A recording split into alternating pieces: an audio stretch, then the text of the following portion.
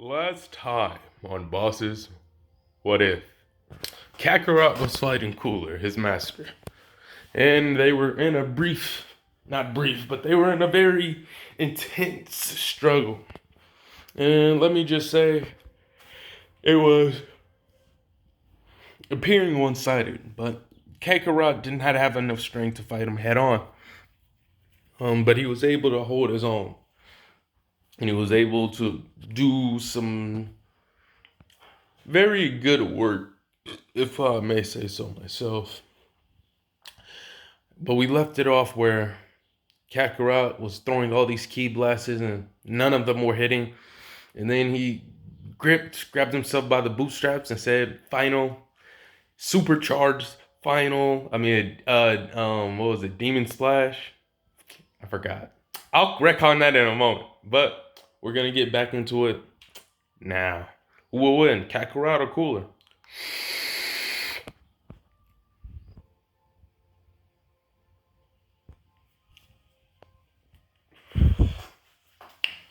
Okay. So Kakarot does and I will most likely mainly say Goku, but his name is technically Kakarot. But Goku Goku goes in with his demon splash attack, and he goes all out. Cooler, on the other hand, was not anticipating the move to be this powerful, and it actually damages him somewhat severely. And then he's like, and the Cooler steps out of it. That was a close call. You almost had me there for a second. I'm actually surprised you was able to output that much power.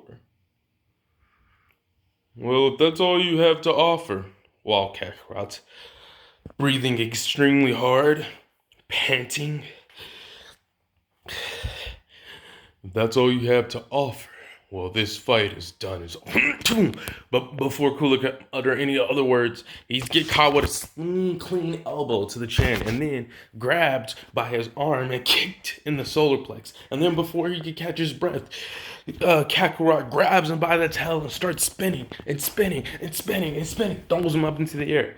Shoot a couple of key blasts at him. Cooler was able to catch himself fast enough to block most of the key blasts, but before he could do anything else, Kakarot's already behind him, kicks him back to the ground, and before he hits the ground, he keeps punching and punching and kicking and punching, and then he screams out, "Hot rush," and then he goes in with a flurry of combos and then stomps on his head into the ground, jumps up, wait for Cooler to get up, and he says, "Game over, master." Doing movements almost to appear like he's dancing, but in reality he is not dancing, but he is about to dance on this nigga's corpse. He's like, "Goodbye." And then with a flurry of key blasts and all sorts of stuff coming at him at once, all he sees is a whole bunch of key blasts all around him. And he realizes.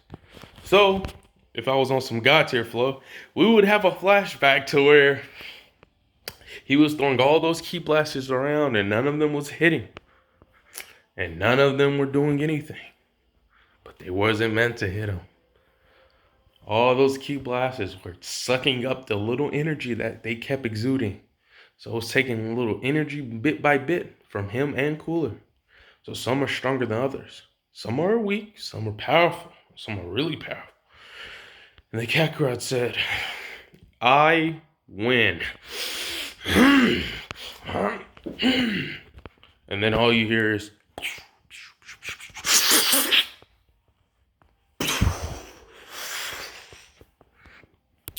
with an explosion and a massive crater in the ground.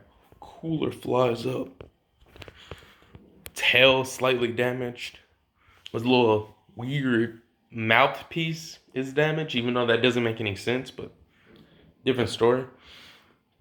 His little mouthpiece is damaged. That's not on anymore. And he's just all buted and brass. And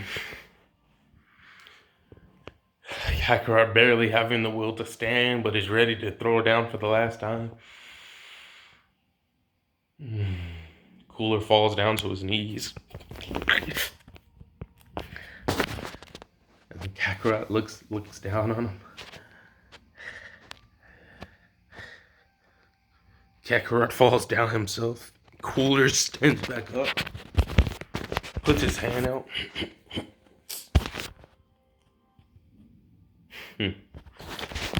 Instead of throwing a ki blast, he lifts out his hand to help Kakarot up. And he says, "Good job. You've improved a lot. If I have been slacking any ounce of my training, that might have been the end for me. And unlike my silly younger brother, I don't think I'm unlimited. I don't think I'm powerful. I'd say you're actually going a good little bit." He said, "But I do have a question." He just guess Lord Cooler, or I'll just say probably calls him Cooler or Master Cooler, but just Cooler. Like, don't you get stronger from close encounters with death? He's like, "Yeah, but by the time they're talking about this, they're walking near the healing pods and shit." He's like, "Interesting." In his head, Cooler's like, he has proven his loyalty. So, for your job good done, I'll commend you and give you some extra power. Kakarot goes, wait, can we talk? Hitting him with a massive blast that eviscerates Kakarot. And then shoots him with a couple of beams just to, really, get that in there. And throws him in the healing pod, closes that bad boy up. Cooler goes off to do what he's about to do. But meanwhile, while all of this has happened and has happened, if I had to give a point of reference where we're at, we're somewhere around the Saiyan saga. Now, in the beginning, I did say I wanted to make sure he was able to go to Earth, so we'll make the justification as so. With Kakarot having pretty good intelligence, and with him being very smart as he is, he eventually learned how to, hack into Frieza's system, because one day he does want to leave the Cooler Force, but he's like, he doesn't have an incentive to, he's already got, I'm gonna say as of right now, he has a Saiyan girlfriend, right? But I can always retcon this, and I can justify it to make it to where he still goes with Chi-Chi, but I don't really care for her like that. But as of right now, I'm gonna say there was another Saiyan survivor, because she was off on a distant planet, and she's about the same age as Kakarot. Because what I'm doing is I'm blending the what if Vegeta was sent to Earth, and instead of Goku storyline, kinda. So I'm taking some elements from there. Anyways, so with that being said, we got our boy. He's like, he eventually was able to hack it in, and these people talking about Nappa and Raditz are talking about the Prince of All Saiyans, and he's looking and seeing that comms have went dead and that type of stuff, and they went to E-Earth. So he's like, if I can rally up some people and troops, and I can kill Frieza. Interesting. Yeah. If I'm able to kill Frieza, I ought to be able to. That'll be his like kind of partying ticket, Because he wants to go ahead and explore. Even though he's got good money, good status, and all this stuff, he wants to go ahead and explore a little bit. So he does. He sets off for a mission while Lord Cooler is out doing something, and he flies off. Not flies off, but kind of pods off. Meanwhile, on Earth, what's currently happening is Vegeta is training with Raditz and Nappa, and they're telling him more about Saiyans and all that type of stuff. And he's like, but the difference here is he didn't kill them off rip. He said, so y'all are just like me. So it means I'll have training partners. Plus, he'll get to learn a whole slew about Saiyans and stuff. And so they're just training, and then they all sense a really strong power level pull up. Thus, introduce Kakarot. But what we're gonna say is, actually, hold on, I'm gonna have to recount something I just said. So, So how this is put is this is gonna be like Raditz and Nappa came at the same time. I'm gonna say they actually did kill hmm. Okay, here. I gotta find a way to justify. So we're gonna say there was three Saiyans, right? But there's gonna be a nameless Saiyan because he needs to die for the sake of the story, for this to all pan out the way I needed to, right? That nameless Saiyan actually went around killing and he killed the few people that were there, like Tien, Chaozu, Yamcha, Cyberman, and stuff like that. So it's kind of like the Raditz. I mean, Vegeta and Nappa, but instead of that, it's just Raditz and Nappa, and they're also stronger than what they were originally in canon. Okay, so that's gonna be that. The nameless Saiyan gets beaten by Vegeta. He doesn't go to King Kaiser or anything because he never died.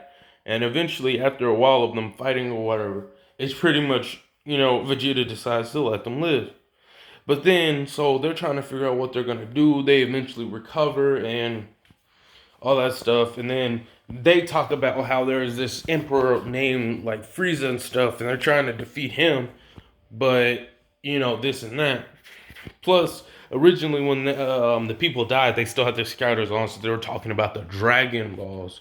Frieza, boom. So we got the Namek chip on go. But during the process of getting all that stuff ready, we're gonna say that Trunks is actually gonna be replacing Gohan in this sense, and he's gonna be a little more eager to want to learn how to fight because he wants to be like his dad. So we're gonna say he did do some training and he was doing some training throughout the years. So he's gonna kind of be in the Gohan's place, but he doesn't have the same rage boost. Okay. With that being said, let's get into it. So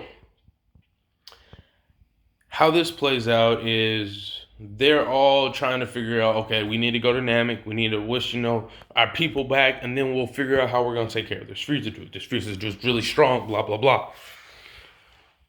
With that being said, Goku pulls up. Yeah. Fresh and as clean as ever. With his freshly required Zenkai boost. And he goes to where the highest parallel was at, and that's where Vegeta's at, which Vegeta, Raditz, and Nappa, I'm gonna say they aren't damaged. So basically he heads off to Kalpa Court. Meanwhile, while Krillin and Trunks, they went off to Namek. Okay? I'm gonna say they went off to Namek with Nappa. Okay? So we're gonna throw that in there too. Raditz wanted to stay because he's he's pretty strong. He's actually the one that gave the better fight. So Goku's up in this piece. He's like, yeah, I'm in this bitch. He pulling around saying, "This is a lovely planet." Steps down. Raditz really immediately realizes Kakarot. So someone does know my name on this planet. How do you do, brother? And that's where I will leave this part. I know, not again. Why you do this? But let's see here.